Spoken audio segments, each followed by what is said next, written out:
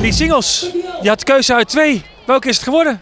Ja, het is toch een zelfgeschreven nummer geworden. En ja, de titel, ja, jullie krijgen de primeur. Dat is Die Ene Nacht Met Jou.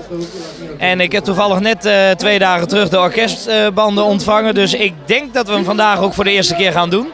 Dus ik ben heel benieuwd hoe het publiek erop reageert. Een verhaaltje eigenlijk over een liefde wat niet meer verwacht is, maar wat toch komt. En ja, die ene nacht heeft ons bij elkaar gebracht. Ja, daar gaat het liedje een beetje over. Heerlijk dansbaar liedje, lekker zomers ook. Maar ja, vooral dansbaar. En ik sta de laatste tijd toch ook heel veel op besloten feesten waar heerlijk nog gedanst wordt. Dus vandaar ook eigenlijk de keuze voor dit liedje om te zeggen, we doen een keer geen feestknallen, maar een heerlijk dansbaar liedje. En ja, ik mag zeggen, ik ben er heel erg trots op. Nou ja, het was wel 's nachts.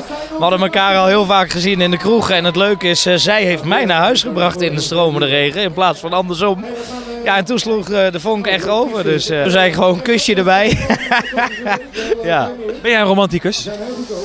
Ik kan romantisch zijn. Ja, romanticus wil ik niet zeggen, maar ik ben wel van, vooral met de donkere dagen, de haard aan, de kaarsjes aan en heerlijk een filmpje erbij, dat absoluut. Dekentje op de bank. Ja, en ja, wat ik al zei, levensgenieter. En dat kan in alle opzichten, maar dat hoort er zeker bij. Nou, ik kan er in principe nu dit over vertellen dat de zaal is rond. We hebben bij ons in Kamp een prachtige locatie wat al ruim een half jaar verbouwd wordt. Daar zijn ze nog tot januari mee bezig. En die verwachten dat ze half januari volgend jaar klaar zijn. En februari vindt... nee, dankjewel. Nee, dankjewel. Ik moet overslaan, ja. Sla je nou een hapje over? Ja, ik sla een hapje over. Ja. Ik vind hem leuk. Nee, maar dan zeg ik half januari is het klaar. Dan gaan ze open. En ik zit in het 3e weekend dat ze open zijn. En dat wordt een zaal helemaal in de stijl van Paradiso Amsterdam. Prachtige locatie. Er kunnen er 1500 in. En in september gaan we beginnen met de kaartverkoop.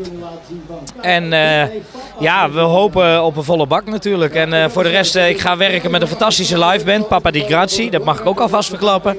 En er zullen wat gastartiesten bij gaan komen. En dat zijn we nog aan het invullen op dit moment. Dus ja, het wordt een fantastische leuke avond. Het eerste liveconcert. Ik heb er verschrikkelijk veel zin in. En ja, toch is het heel erg spannend. Omdat het ook weer afhankelijk is van heel veel dingen. Maar ja, ik laat het lekker op me afkomen. En ik hoop dat we lekker kunnen gaan genieten die avond.